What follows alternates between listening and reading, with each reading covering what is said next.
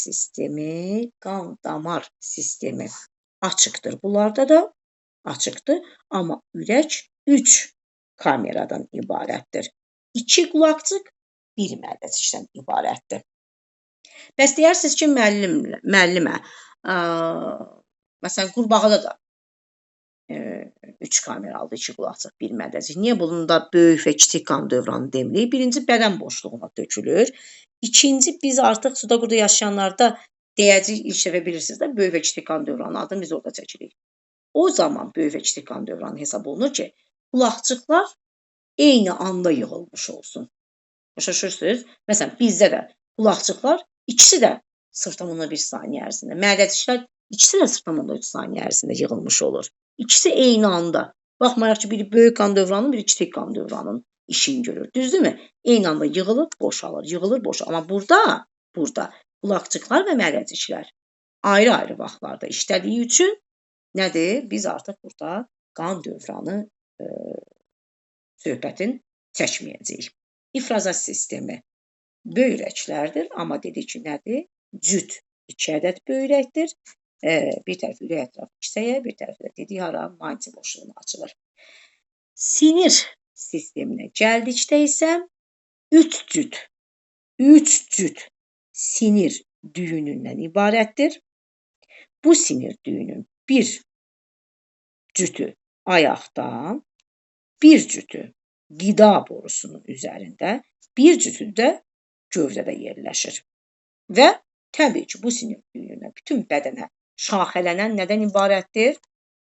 Sinirlərdən ibarətdir. Çoxalmasına isə gəldikdə müəllimlər artıq burada ayrı cinsiyyətlilik deyərsiniz. Ayrı cinsiyyətlidirlər.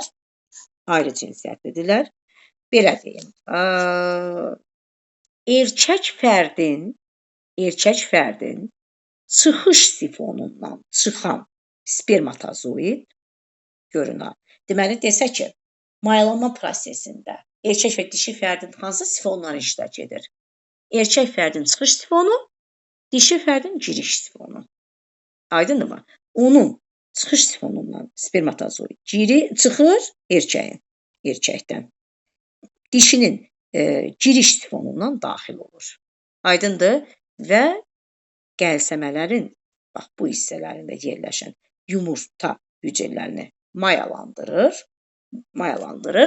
və mayalanmış yumurta hüceyrədən sürfələr çıxır. Deməli, sürfə varsa, burada nədir? Dolayı inkişafdır deyəsiz. Həmin sürfə bir müddət bunun qəlsəməsinin üzərində oturur, özünün. Daha sonra bunu tərk eləyir təbii ki, çıxış sifonundan. Tərk eləyəndən sonra gedir balıqların üzərinə, qəlsəmələrinin, dərisinin üzərinə yapışaraq parazit həyat tərzi keçirir. Özdə bunların sürfələri də diştikli sürfədir, müəllimlər. Son belə kursların imtahanına da hətta bunu salırlar. Diştikli sürfəyə malik olan heyvan söhbət anatomikadan gedir.